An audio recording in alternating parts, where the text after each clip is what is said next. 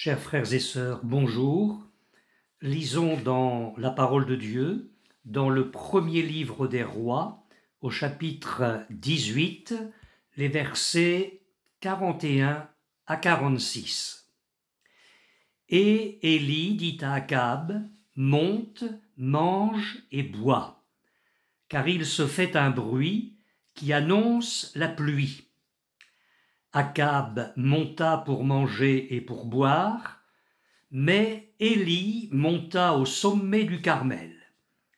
Et, se penchant contre terre, il mit son visage entre ses genoux. Et il dit à son serviteur, « Monte, regarde du côté de la mer. » Le serviteur monta, il regarda et dit, « Il n'y a rien. » Élie dit 7 fois, « Retourne. » À la 7e fois, il dit, « Voici un petit nuage qui s'élève de la mer et qui est comme la paume de la main d'un homme. » Élie dit, « Monte, et dis à Akab, attelle et descend, afin que la pluie ne t'arrête pas. » En peu d'instants, le ciel s'obscurcit par les nuages, le vent s'établit, et il y eut une forte pluie.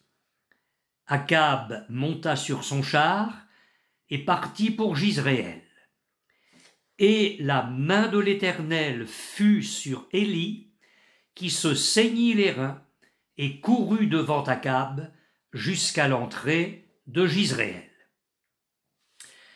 Après la grande démonstration de la puissance de l'Éternel par la venue miraculeuse et surnaturelle du feu de l'Éternel sur l'autel et sur l'holocauste, Élie va être l'instrument entre les mains de Dieu pour mettre fin au châtiment infligé au peuple.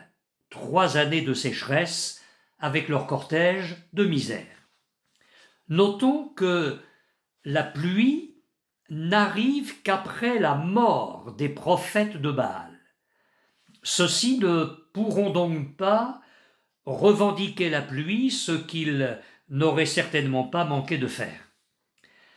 Remarquez d'ailleurs que notre récit débute par le petit mot « et », la petite conjonction de coordination dont j'ai déjà parlé dans mon dernier message, et ici encore, un lien étroit unit ce qui s'est passé et la pluie à venir. Le peuple a reconnu que c'est l'Éternel qui est Dieu, il a témoigné de son désir de suivre à nouveau l'Éternel en tuant les prophètes de Baal. Dieu va donc envoyer sa bénédiction sur le pays. La pluie est donnée aux enfants d'Israël à la suite de l'œuvre de Dieu pour eux et en eux. Et c'est une leçon que nous ne devrions jamais oublier. Plusieurs points importants méritent d'être soulignés. Tout d'abord, le message adressé au roi Akab. Monte, mange et bois. Cette invitation d'Élie au roi prouve que celui-ci était descendu avec le peuple. Il devait maintenant remonter pour retrouver dans sa tente les provisions préparées pour le repas, un repas qui avait été certainement oublié au cours d'une journée aussi extraordinaire qu'inoubliable. Le roi fait immédiatement ce que demande Élie. Akab monta pour manger et pour boire. De quelle utilité aurait été le roi dans un tel moment d'intercession ou même de jeûne? Et même s'il avait bredouillé quelques mots, sa prière n'aurait pas pesé lourd dans la balance de Dieu. Élie, comme souvent, pour ne pas dire toujours, est seul. Ce n'est pas le nombre d'intercesseurs qui compte en premier, mais leur droiture. Dieu écoute ceux qui lui sont attachés, ceux qui font sa volonté. Remarquons ensuite ce que j'appellerais la perception prophétique d'Élie. Il dit « Il se fait un bruit qui annonce la pluie ». Le texte hébreu parle littéralement de la voix du grondement de l'averse. Il se prépare donc, dans les sphères célestes, une chose très forte, une intervention de l'Éternel à sa dimension et selon ses richesses.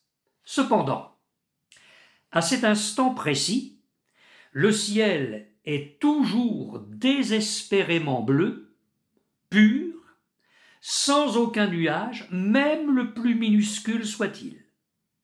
Comment le prophète peut-il entendre un tel grondement?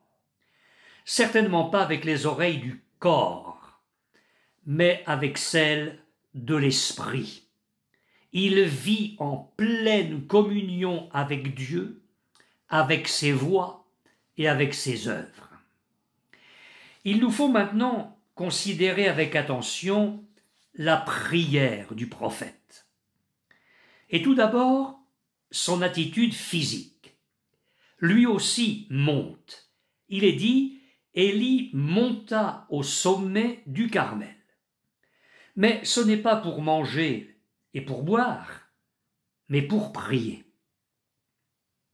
Est-ce vraiment nécessaire? N'avait-il pas perçu surnaturellement la voix du grondement de l'averse? La pluie n'allait-elle pas venir automatiquement? Je mets le mot automatiquement entre guillemets. Mes amis, c'est dans ce verset précisément que se cache le secret de toutes les grandes bénédictions, de toutes les grandes victoires, de tous les réveils authentiques. Mais c'est là aussi que nous découvrons l'explication de nos échecs, de nos défaites, de notre médiocrité et de l'emprise de l'ennemi sur la vie de bon nombre de chrétiens et d'églises. Trop de croyants pensent qu'il suffit d'avoir perçu la voix du grondement de l'averse pour que la pluie vienne. Je veux dire ceci. Ils ont reçu une promesse de la part de Dieu, une parole prophétique, une vision, et ils sont alors convaincus qu'ils peuvent attendre la bénédiction divine, le miracle, sans rien faire. Ils n'ont pas compris le fonctionnement des mondes spirituels. Je dis des mondes car nous avons besoin de connaître et de discerner l'activité du monde divin, céleste, angélique et celle des sphères démoniaques. Je suis pleinement persuadé qu'il y a des choses que Dieu voulait faire. Il les avait même annoncées, promises, et elles ne se sont jamais produites, elles ne sont jamais arrivées. En d'autres termes, la volonté de Dieu ne s'est pas faite sur la terre comme au ciel. Pourquoi? Le peuple de Dieu, à qui la promesse avait été faite, n'a pas compris qu'il fallait alors prier, beaucoup prier, et prier jusqu'à l'exaucement. L'Église, à qui la promesse avait été faite, n'a pas pris le chemin de l'intercession ardente. Le foyer, le croyant, n'ont pas été les intercesseurs que Dieu attendait, et rien n'a pu se faire. Des églises passent ainsi à côté d'un grand plan de Dieu pour elles-mêmes, pour leur ville, pour leur région, pour leur pays, faute d'une lutte incessante dans la prière. Elle préfère la religion d'Akab, monter pour manger et pour boire. Si la perception du grondement de l'averse avait suffi, si Élie avait pu se contenter de la révélation personnelle du plan divin sans rien faire, dites-moi alors pourquoi il s'est engagé dans un combat aussi intense, aussi soutenu, aussi persévérant dans la prière. Je sais que très peu de ceux qui m'écoutent comprendront cet enseignement. Mais je vous en supplie, ouvrez votre Bible, sondez-la, ouvrez votre cœur à la révélation qu'elle vous apporte, et vous allez arriver à la conclusion qu'entre la promesse d'une grande bénédiction, d'une grande visitation divine, et la réalisation du plan divin, se dressent les oppositions multiples de l'enfer, des murailles d'incrédulité, de raisonnement, d'impiété des hommes, tout ce qui s'élève entre la volonté de Dieu dans le ciel et la manifestation de cette volonté sur la terre doit être brisé et anéanti. Et la voie de Dieu pour y parvenir, c'est la prière. Les hommes et les femmes de Dieu dans l'Écriture l'ont compris. Les apôtres l'ont compris. Les premiers chrétiens l'ont compris. Et j'ose vous le dire, Jésus, dans les jours de sa chair, avait pris ce chemin-là lui aussi. Vous me direz, mais ne voyait-il pas faire les œuvres au Père céleste? Ne savait-il pas que le Père avait remis toutes choses entre ses mains? Ne pouvait-il pas se contenter de cela? Dites-moi alors pourquoi ces 40 jours de jeûne au désert, ces nuits de prière, ces moments d'intercession très tôt le matin, très tard le soir, et finalement le combat horrible de Gethsémanée? Je crains que nous soyons devenus les clients du fast-food évangélique. Nous avons perdu la vision du combat qui se livre entre les armées célestes et celles de Satan. Dans un contexte particulier sur lequel je ne prendrai pas le temps de m'étendre, le prophète Daniel a passé 3 semaines dans l'humiliation, le deuil spirituel et la prière. Au terme de ces 3 semaines, un être céleste lui a dit « Daniel, ne crains rien, car dès le premier jour où tu as eu à cœur de comprendre et de t'humilier devant ton Dieu, tes paroles ont été entendues, et c'est à cause de tes paroles que je viens. Le chef du royaume de Perse m'a résisté 21 jours. Mais voici, Michaël, l'un des principaux chefs, est venu à mon secours. » Livre de Daniel, chapitre 10, les versets 12 et 13. Les paroles de Daniel avaient été entendues dès le premier jour de son jeûne. Mais pendant 21 jours, et je précise que c'est le temps correspondant aux 3 semaines de jeûne et de prière de Daniel, l'ange a été obligé de combattre une puissance hostile, la puissance de celui qui est appelé ici le chef du royaume de Perse. De toute évidence, il s'agit d'un personnage d'ordre spirituel et invisible. Il y avait un combat dans les sphères spirituelles invisibles et qui nécessitait sur la terre un combat intense dans la prière. Dans quelle position le prophète Élie va-t-il intercéder? Se penchant contre terre, nous dit la parole de Dieu, il mit son visage entre ses genoux. C'est la position du plus profond recueillement. L'homme de Dieu se concentre ici en son Dieu. Le texte hébreu dit « il se courba à terre ». Il faut de la souplesse pour mettre la tête entre les genoux. Il y a des années en arrière, ayant lu pour la énième fois ce texte de la parole de Dieu, dans mon bureau, j'ai essayé de prendre la posture d'Élie. Je n'y suis jamais arrivé. Essayez, ce n'est pas facile, vous verrez. Il y a tellement de raideur qui nous empêchent de nous courber vraiment devant Dieu. Je parle ici dans le domaine spirituel.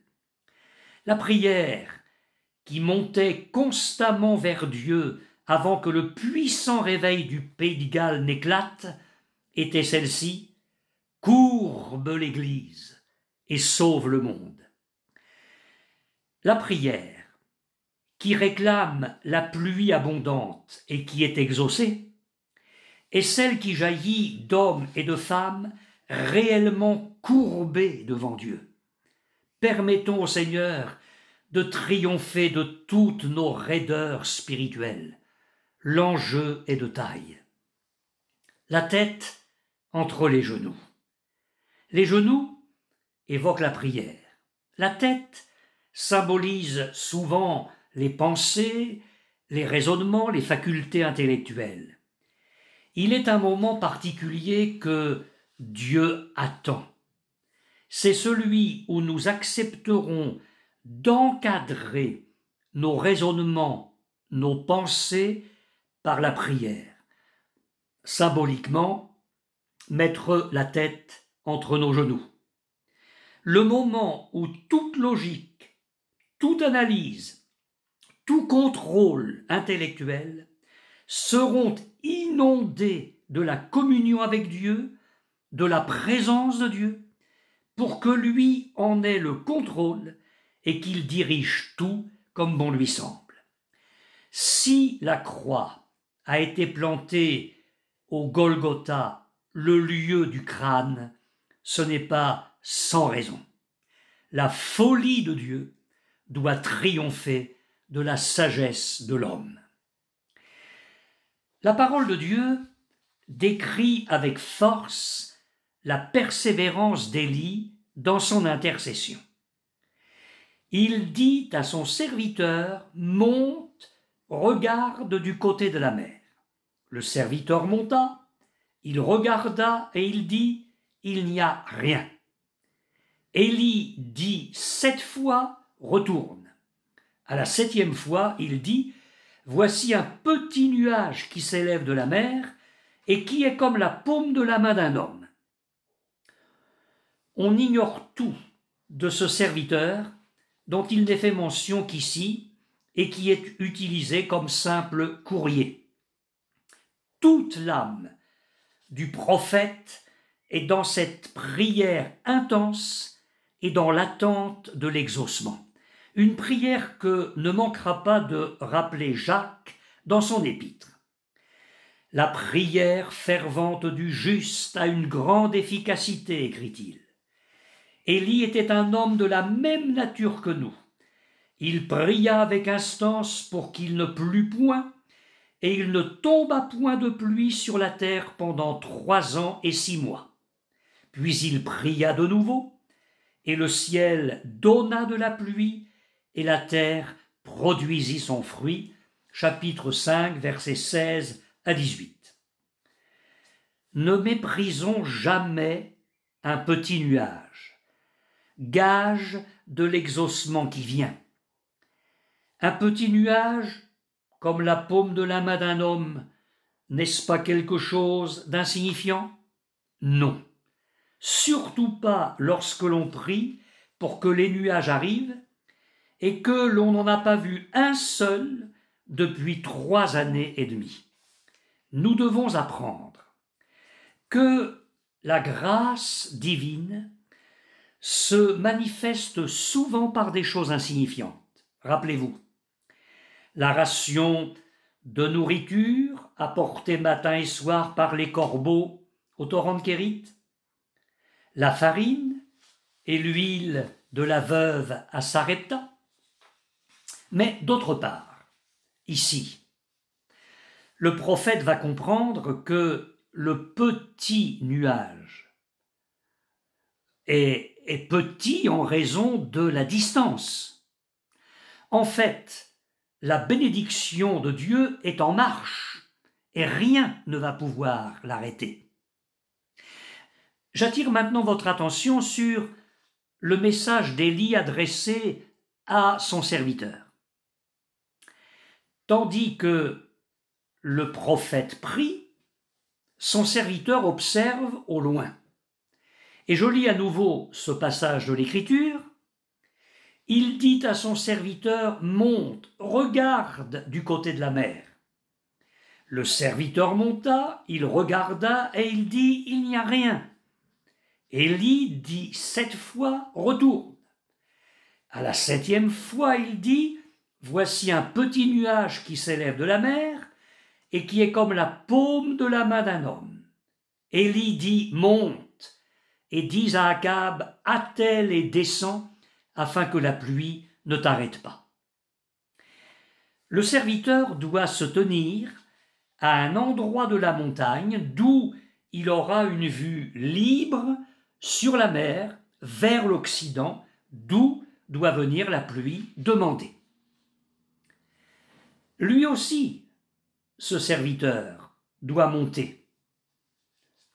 Akab monta pour manger et pour boire, Élie monta pour prier, et son serviteur dut monter pour scruter la mer et le ciel et voir si la prière de son maître recevrait un exaucement.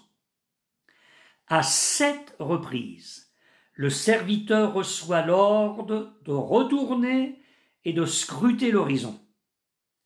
Jésus nous a enseigné qu'il faut toujours prier et ne pas se relâcher. Je ne pense pas qu'il y ait dans ce récit la mention du chiffre 7 par hasard. Il est ici le chiffre de la totalité et le chiffre de l'accomplissement divin. Par ailleurs, notre persévérance et notre patience doivent être parfaites. Jacques déclare « L'épreuve de votre foi produit la patience, mais il faut que la patience accomplisse parfaitement son œuvre, afin que vous soyez parfaits et accomplis sans faillir en rien. » Chapitre 1er, les versets 3 et 4. Une dernière pensée concernant l'exaucement de la prière du prophète. L'attente de l'exaucement est parfois long, mais lorsque Dieu agit, tout s'accélère merveilleusement. Écoutez, en peu d'instants, nous dit la Bible, le ciel s'obscurcit par les nuages, le vent s'établit, et il y eut une forte pluie. C'est la sortie d'un long tunnel, c'est la fin d'une crise, c'est la restauration après le chaos. Et je conclus avec le dernier message adressé à Akab dans cette circonstance. Le serviteur d'Élie est envoyé auprès du roi pour lui dire « Attelle et descends pour que l'averse ne te bloque pas. » Quand la pluie survient après une si longue sécheresse, elle se précipite par torrents. Elle pouvait aussi rendre le retour d'Akab impossible jusqu'à son domaine de Jizréel sur des routes rendues impraticables par l'orage. Donc, le conseil d'Élie marque la sollicitude de la part de l'Éternel pour un roi tel qu'Akab. La dernière image d'Élie dans ce récit est saisissante. « Et la main de l'Éternel fut sur Élie, qui se saignit les reins et courut devant Akab jusqu'à l'entrée de Jizréel. » Après avoir été un instrument dans les mains de Dieu pour une mission aussi extraordinaire que celle du Carmel, Élie fait preuve ici d'une grande humilité. Il va faire pour Akab le service d'un humble coureur, tel qu'en ont toujours en Orient d'ailleurs les riches devant leurs chariots. La force de l'Éternel, et il en avait bien besoin après tous ces événements, le soutient dans cette course extraordinaire devant Akab. La distance entre le mont Carmel et Jizréel était importante, entre 20 et 30 kilomètres. Mais l'homme de Dieu fut investi de force particulière. Rappelez-vous, la Bible dit, et je termine avec ce verset, « Ceux qui se confient en l'Éternel renouvellent leur force, ils courent et ne se lassent pas, ils marchent et ne se fatiguent pas. » Amen.